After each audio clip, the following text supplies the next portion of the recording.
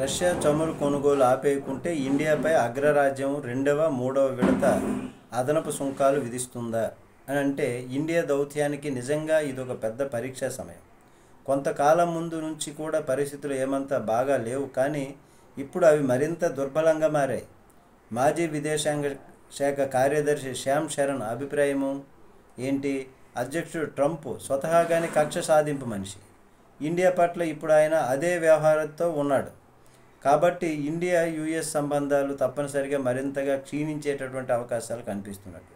అయితే వాషింగ్టన్తో ఢిల్లీ బాంధవ్యాన్ని తీవ్రంగా దెబ్బతీసే పరిణామాల విషయానికి వస్తే, మొదటిది చైనాతో తనకున్న ఎంతో మంచి బాంధవ్యాన్ని గురించి, జిన్పింగ్తో తన స్నేహాన్ని గురించి ట్రంప్ అదే పనిగా మాట్లాడుతున్నారు. ఇప్పుడు బీజింగ్తో ఒప్పందం కుదుర్చుకోవాలని ఆయన ఎంతో తహతహగా ఉన్నారు.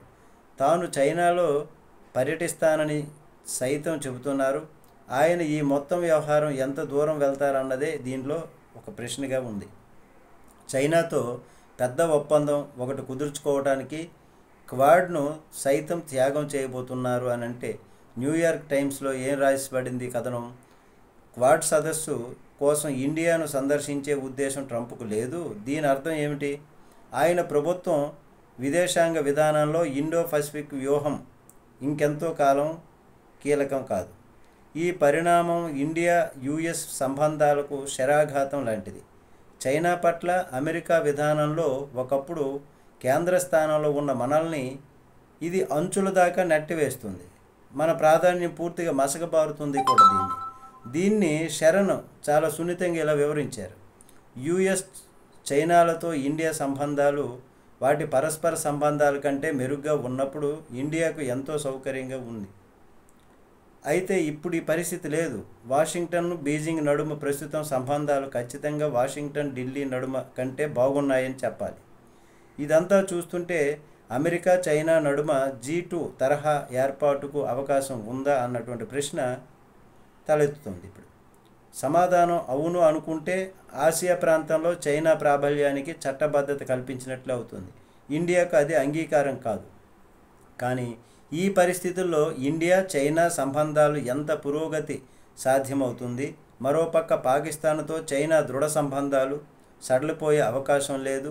సరిహద్దు సమస్య అలా ఆవిష్కృతంగానే మిగిలిపోతుంది. ఆసియాలో ప్రాబల్యం వహించాలని చైనా కోరుకుంటుంది. ఇండియా అందుకు ససేమిరా అంగీకరించదు. వాణిజ్యం విషయానికి వస్తే అరుదైన ఖనిజాలు, ఎరువులు, సొరంగ తవ్వక యంత్రాల్లో చైనా స్పష్టమైనటువంటి ఆధిక్యతతో ఉంది మనకంటే. అందుకే తియాన్జిన్లో ఎన్ని చిరునవ్వులు చిందించినా, ఎంత గట్టి కరచాలనాలు చేసినా ఇండియా చైనా సంబంధాల్లో గణనీయ పురోగతికి అవకాశాలు తక్కువగానే ఉంటాయి. రష్యా చమురు విషయానికి వస్తే, రష్యా మీద ఆర్థికంగా ఒత్తిడి తెచ్చి ఉక్రెయిన్ యుద్ధం ఆపేందుకే ఇండియా మీద 20% అదనపు సుంకం విధించారని అమెరికా ఉపాధ్యక్షుడు వాన్స్ చెప్పారు. ఆ ఎత్తుగడ పారలేదు. దీంతో ట్రంప్ నిస్పృహ చెందారు. ఇప్పుడు ఆయన ఇండియా మీద అదనపు సుంకాలు విధిస్తారా అని అంటే, రష్యా చమురు గురించి జవాబు చెప్పుకోవలసినటువంటి ప్రశ్నలు కొన్ని ఉన్నాయి. రష్యా చమురుతో ఇండియా ఆదా చేస్తున్నది బారెల్కు సుమారు $2 మాత్రమే. ఈ చమురు కొనుగోలు కారణంగా మనం అమెరికాకు ఏటా $48 బిలియన్ ఎగుమతులను కోల్పోతాం. రష్యా నుంచి చేసుకునే చమురు దిగుమతులతో మనకు సమకూరే ప్రయోజనం మనం అమెరికాకు చేసే ఎగుమతులతో పోల్చితే చాలా తక్కువ. ఆర్థికంగా చూసుకున్నట్లయితే రష్యా చమురు కొనుగోలు నిలిపివేయడమే మంచిది అని చెప్తున్నారు.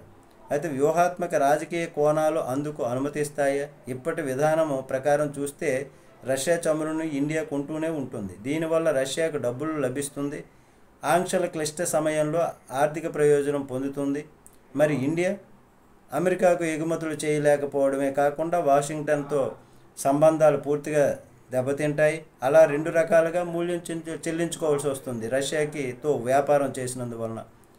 ఇంధనం వ్యాపారం ఇప్పటి వరకు కూడా తెర వెనుక నడిచినటువంటి ఈ అంశాన్ని ఇప్పుడు తెరపైకి తీసుకువచ్చి దీనికి ముగింపు ఇస్తారు. అమెరికాతో మన సంబంధాలు గడిచిన 3 దశాబ్దాల కాలంలో ఎన్నడూ లేనంత అధమ స్థాయికి దిగజారిపోయాయి. ఇప్పుడు మనకు పాకిస్తాన్తో ఎన్నడూ బాంధవ్యం లేదు. చైనాతో సంబంధాలు మెరుగుపడుతున్నా ఆ దేశంతో మనకు ఉన్న సమస్య చిన్నవేమీ కావు. రష్యాతో మన సంబంధాలు బలోపేతం అయ్యాయి. అయితే అందుకు మనం ఇప్పటికే భారీ మూల్యం చెల్లించుకుంటున్నాం. మరోవంక చైనా, పాకిస్తాన్, రష్యాలతో అమెరికా సంబంధాలు బైడెన్ హయాంలో కంటే ఇప్పుడు మెరుగ్గా ఉన్నాయి. ఇది నిజంగా వైచిత్రి. 9 నెలల్లోనే వీటి మధ్య సాన్నిహిత్యం మెరుగుపడింది. అదే సమయంలో అమెరికాతో మన సంబంధాలు కుప్పకూలాయి. కాబట్టి ఇండియా దౌత్యానికి ఇది బ్యాడ్ టైం అనుకోవాలి. దీనికి సమాధానం అవును అని తప్ప మరో విధంగా చెప్పే పరిస్థితి లేదు. నమస్తే.